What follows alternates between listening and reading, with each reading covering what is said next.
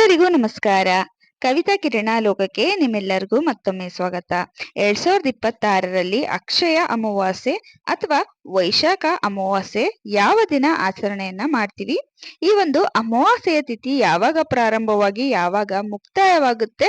ವಿಶೇಷವಾಗಿ ಅಮಾವಾಸ್ಯೆ ಅಂತಂದ್ರೆ ನಮ್ಮೆಲ್ಲರಿಗೂ ಗೊತ್ತು, ಈ ದಿನ ವಿಶೇಷವಾಗಿ ಲಕ್ಷ್ಮಿಯನ್ನ ಪೂಜೆ ಮಾಡ್ತೀವಿ. ಆದ್ರಿಂದ ಲಕ್ಷ್ಮಿ ಪೂಜೆಗೆ ಯಾವುದು ಒಳ್ಳೆ ಶುಭ ಮುಹೂರ್ತ ಅಂತ ಇವತ್ತಿನ ವಿಡಿಯೋದಲ್ಲಿ ತಿಳ್ಕೊಳ್ಳೋಣ ಸ್ನೇಹಿತರೆ.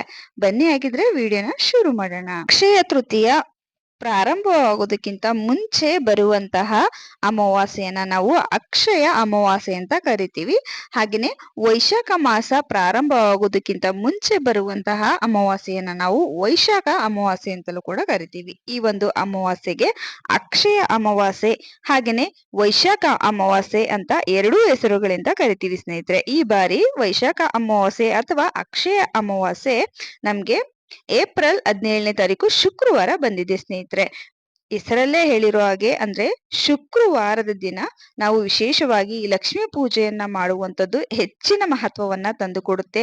ಹಾಗೇನೆ ಮನೆಗೆ ಇದು ಶ್ರೇಯಸ್ಸು, ಯಶಸ್ಸು, ಅಭಿವೃದ್ಧಿಯನ್ನ ತಂದುಕೊಡುತ್ತೆ ಸ್ನೇಹಿತರೆ.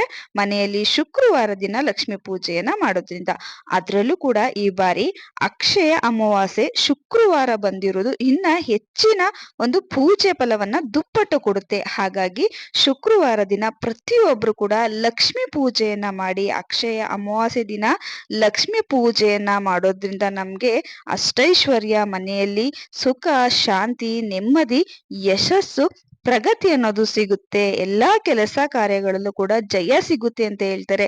ಲಕ್ಷ್ಮಿಯ ಆಶೀರ್ವಾದ ನಮ್ಗೆ ದೊರೆಯುತ್ತೆ. ಹಾಗಾಗಿ ಲಕ್ಷ್ಮಿ ಪೂಜೆಯನ್ನ ಅಕ್ಷಯ ಅಮಾವಾಸ್ಯೆ ದಿನ ಮಾಡುವುದು ಮನೆಗೆ ಶ್ರೇಯಸ್ಸು. ಈ ಅಕ್ಷಯ ಅಮಾವಾಸ್ಯೆಯ ತಿಥಿ ನಮ್ಗೆ ಯಾವಾಗ ಪ್ರಾರಂಭವಾಗಿ ಯಾವಾಗ ಮುಕ್ತಾಯ ಆಗುತ್ತೆ ಅಂತ ನೋಡ್ಕೊಳ್ಳೋಣ. ಏಪ್ರಿಲ್ 16ನೇ ತಾರೀಕು ಗುರುವಾರ ರಾತ್ರಿ 8:21 ಈ ಒಂದು ಅಕ್ಷಯ ಅಮಾವಾಸ್ಯೆ ತಿಥಿ ಪ್ರಾರಂಭವಾದರೆ ಮುಕ್ತಾಯವಾಗುವಂಥದ್ದು ಮರುದಿನ ಬೆಳಿಗ್ಗೆ ಶುಕ್ರವಾರ ಏಪ್ರಿಲ್ 17ನೇ ತಾರೀಕು ಸಾಯಂಕಾಲ 5:30 ಮುಕ್ತಾಯ ಆಗುತ್ತೆ. ನಮ್ಗೆ ಹೆಚ್ಚಿನ ಮಟ್ಟಿನ ತಿಥಿ ಹಾಗೇನೆ ಸೂರ್ಯೋದಯದ ಸಮಯಕ್ಕೆ ನಮ್ಗೆ ಅಮಾವಾಸ್ಯೆ ತಿಥಿ ಶುಕ್ರವಾರ ದಿನ ಏಪ್ರಿಲ್ 17ನೇ ತಾರೀಕು ಸಿಗುವುದರಿಂದ ನಮ್ಗೆ ಈ ದಿನ ಅಕ್ಷಯ ಅಮಾವಾಸ್ಯೆಯನ್ನ ಆಚರಣೆಯನ್ನ ಮಾಡುವುದು ಸೂಕ್ತ ಸ್ನೇಹಿತರೆ. ವಿಶೇಷವಾಗಿ ಈ ದಿನದಲ್ಲಿ ಲಕ್ಷ್ಮೀ ಪೂಜೆಯನ್ನ ಮಾಡೋದ್ರಿಂದ ಮನೆಗೆ ತುಂಬಾನೇ ಒಳ್ಳೆಯ ಫಲಗಳು ಸಿಗುತ್ತೆ.